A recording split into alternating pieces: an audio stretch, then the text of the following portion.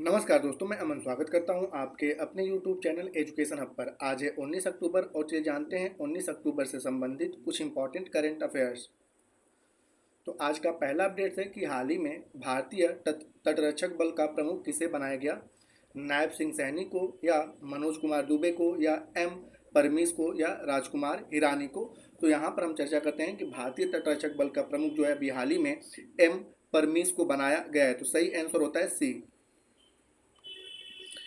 अब यहाँ पे भारतीय तटरक्षक बल के बारे में जाने तो इंडियन कोस्ट गार्ड, जिसे हम इंग्लिश में कहते हैं, इसकी स्थापना 1 फरवरी साल 1977 में इंडियन कोस्ट गार्ड की स्थापना हुई थी।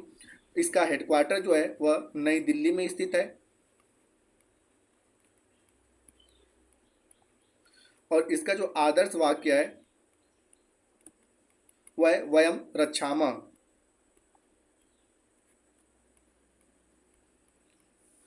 इसका आदर्श वाक्य है। अन्य ऑप्शंस के बारे में अगर हम जानते हैं तो अभी हाल ही में हरियाणा के जो मुख्यमंत्री हैं वह नायब सिंह सैनी बने हैं।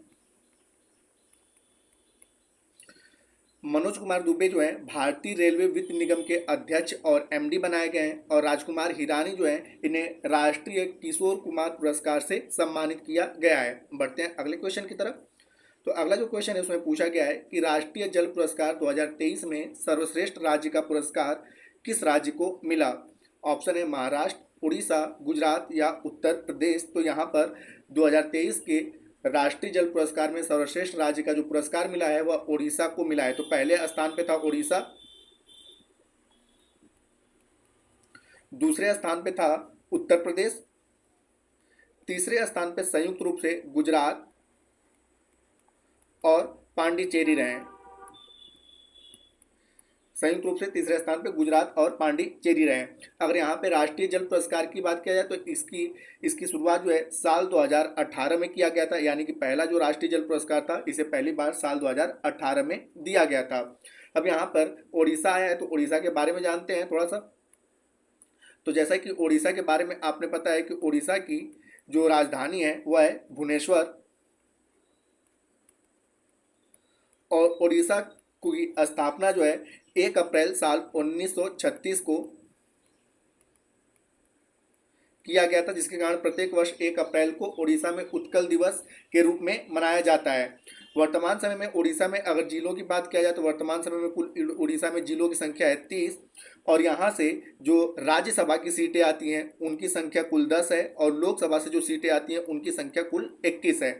और उड़ीसा में एक सदनीय विधायिका है। तो इसमें यहाँ पे विधानसभा की अगर बात किया जाए तो विधानसभा में कुल 147 सीटें हैं। वर्तमान समय में उड़ीसा के जो मुख्यमंत्री हैं उनका नाम है मोहन चरण मांझी। ठीक है, मोहन चरण मांझी जो है वर्तमान समय में उड़ीसा के मुख्यमंत्री हैं।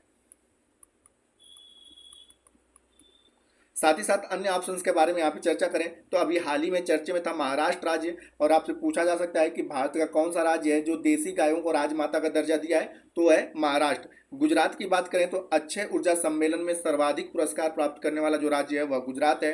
और उत्तर प्रदेश में भी हाल ही में चर्चे में था कि सबसे अधिक दलितों पे अत्याचार के मामले जो देखे गए हैं वह उत्तर प्रदेश में देखे गए हैं। हालांकि जो प्रश्न था उसके अनुसार जो सही आंसर होता है बी, कि राष्ट्रीय जल पुरस्कार 2023 में सर्वश्रेष्ठ राज्य का पुरस्कार जो है वह उड़ीसा राज्य को मिला है।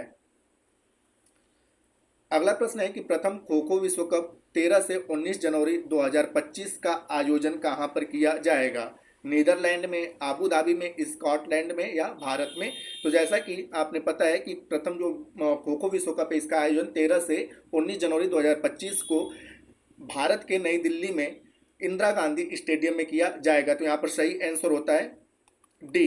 जैसा कि यहाँ पर पूछा जा सकता है खो खो में कुल खिलाड़ियों की संख्या कितनी होती है? तो खो खो में कुल खिलाड़ियों की संख्या होती है 12, जिनमें से मैदान में केवल 9 ही खिलाड़ी रहते हैं। बाकी 3 खिलाड़ी जो होते हैं वह खेलों की तैयारी में जुटे रहते हैं। तो कुल खिलाड़ियों की संख्या होती है 12 और जो मैदान में खिलाड़ी खेलते हैं उनकी संख्या होती है 9।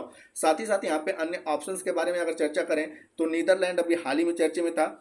इसमें पूछा जा सकता है कि विश्व हाइड्रोजन शिखर सम्मेलन 2024 का आयोजन कहाँ पे किया गया था? तो नीदरलैंड में। और 16वां जो विश्व भविष्य ऊर्जा शिखर सम्मेलन था उसका आयोजन आबू धाबी में किया गया था।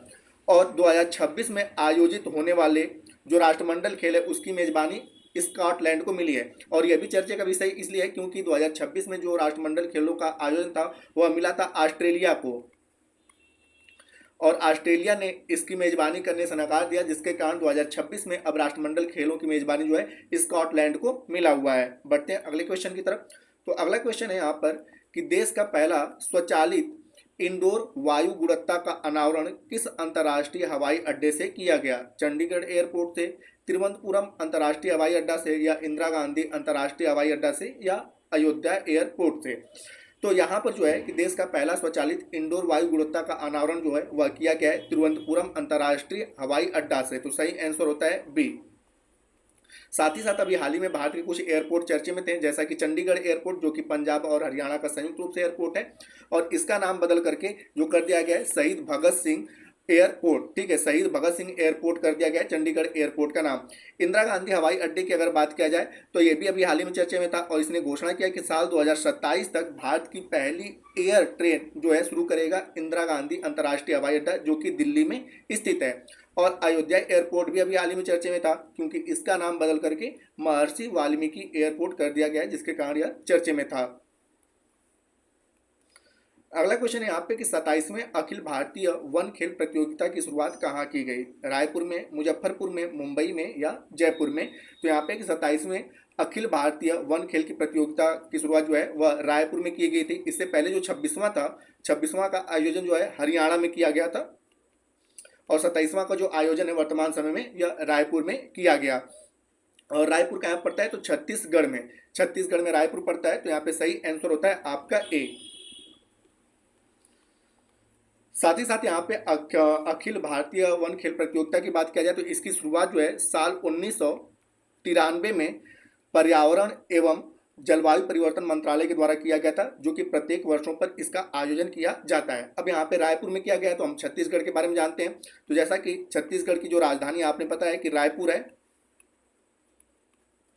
और छत्तीसगढ़ का जो गठन है साल 1 नवंबर साल 2000 को भारत के 26वें राज्य के रूप में इसका गठन किया गया था। वर्तमान समय में छत्तीसगढ़ में कुल जिलों की संख्या की बात किया जाए तो इनमें जिलों की संख्या कुल 33 है, और यहाँ पर लोकसभा में सीटों की संख्या कुल 11 है, राज्यसभा में सीटों की संख्या कुल 5 है, और विधानसभा में जो सीटों की संख्या है वह 90+1 होकर आती है। वर्तमान समय में छत्तीसगढ़ के जो मुख्यमंत्री हैं उनका नाम है विष्णुदेव साय, और उन्होंने ही जो 27वें अखिल भारतीय वन खेल प्रतियोगिता है उसकी शुरुआत वहाँ पे उसका उद्घाटन सत्र में पहुँचे और इसका उद्घाटन किए, और साथ ही साथ भारत के क्रिकेटर सूर्य कुमार यादव भी उनके साथ मौजूद रहे। तो ये सारे इससे रिलेटेड हो गए। साथ ही साथ यहाँ पे अन्य ऑप्शंस के बारे में जानते हैं। तो अभी हाल ही में चर्चे में था मुजफ्फरपुर, और जैसा कि आपने पता है कि भारत का सबसे प्रदूषित शहरों के रूप में अभी चिन्हित किया गया है मुजफ्फरपुर, और यह उत्तर प्रदेश में पड़ता है।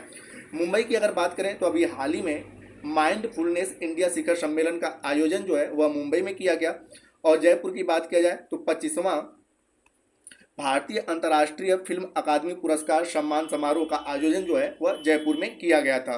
अब यहाँ पे दोस्तों कुछ ऑनलाइनर करेंट अफेयर्स को जानते हैं। तो अभी हाल ही में सिंगापुर में पहला आसियान भारत ट्रैक 1 साइबर नीति का आयोजन किया गया। सरस आजीविका मेला का भी हाल ही में आयोजन किया गया है, और जो कि हरियाणा के गुरुग्राम में इसका आयोजन किया गया। और अभी हाल ही में चर्चे में था कांदा एक्सप्रेस, जैसा कि वर्तमान समय में आपने देखा होगा कि भारत में प्याजों के मूल्यों की बढ़ोतरी हो गई है, और साथ ही साथ अब हमारा दीपावली एक बड़ा पर्व आने वाला है। इसको ध्यान में रखते हुए भारत सरकार ने दीपावली से पहले नासिक से दिल्ली तक प्याज की आपूर्ति के लिए कुल 1600 मीट्रिक टन प्याज लेकर कांदा एक्सप्रेस ट्रेन की शुरुआत करी है। नोबेल पुरस्कार, जैसा कि मैंने पिछले वीडियो में बताया था कि हर साल जो नोबेल पुरस्कार है उसका घोषणा जो होता है अक्टूबर के महीने में किया जाता है, और इसे दिया जाता है दिसंबर के महीने में। तो अभी हाल ही में नोबेल पुरस्कार की घोषणा हुई है, जिसमें हम आज बात करेंगे शांति के नोबेल पुरस्कार की। तो शांति का जो नोबेल पुरस्कार है वह मिला है निहोन हिकांडियो, जो कि जापान का एक संगठन है, और यह संगठन वो है कि जो जापान में जो परमाणु बम से नागासाकी और हिरोशिमा पर जो बम गिराए गए थे उसमें पीड़ित लोगों की यह लोग सहायता करते हैं। इन्हीं को इस साल का नोबेल पुरस्कार दिया गया है। और संयुक्त राष्ट्र महासभा, जैसा कि आपने पता है कि अभी हाल ही में 18 अक्टूबर को राष्ट्रीय मानवाधिकार जो है राष्ट्रीय मानवाधिकार दिवस मनाया गया, और उसी के उपलक्ष्य में संयुक्त राष्ट्र महासभा ने 2025 से 2027 के कार्यकाल के लिए मानवाधिकार परिषद के कुल 18 सदस्यों का चुनाव किया है और भारत अब रूस का प्रतिबंधित प्रौद्योगिकी का दूसरा सबसे बड़ा आपूर्तिकर्ता बन गया है। और अभी हाल ही में नासा यानी कि अमेरिका की स्पेस एजेंसी है नासा, और उसने बृहस्पति के चंद्रमा का मतलब होता है बृहस्पति के उपग्रह पर जीवन के खोज के लिए यूरोपा क्लिपर नाम का एक यान लॉन्च किया है। तो दोस्तों ये थे आज के कुछ ऑनलाइन करंट अफेयर्स। अब साथ ही साथ समय है पिछले सेशन में पूछे गए प्रश्न का उत्तर देने का। तो पिछले सेशन में आपसे पूछा गया था कि 7वां अंतर्राष्ट्रीय सौर गठबंधन का आयोजन कहाँ किया जाएगा, तो जिसका सही उत्तर था नई दिल्ली। तो जिन्होंने भी सही उत्तर दिया उनके लिए बधाई। अब समय है आज के प्रश्न का। तो आज का प्रश्न है कि प्रथम खो खो विश्व कप 13 से 19 जनवरी 2025 का आयोजन कहाँ किया जाएगा, नीदरलैंड में, आबू धाबी में, स्कॉटलैंड में या भारत में। तो आप इसका आंसर हमें कमेंट बॉक्स में दे सकते हैं। आपके कमेंट का हमें इंतजार रहेगा। तो दोस्तों वीडियो पसंद आए तो वीडियो को लाइक करें, कमेंट करें और साथ ही साथ अपने दोस्तों के साथ शेयर करें और चैनल पर नए हैं तो चैनल को सब्सक्राइब अवश्य करें। और इस पीडीएफ के लिए आप हमारे टेलीग्राम से जुड़ सकते हैं जिसका लिंक वीडियो के डिस्क्रिप्शन में दिया हुआ है। तो वीडियो के अंत तक बने रहने के लिए धन्यवाद। मिलते हैं जल्दी नेक्स्ट वीडियो में।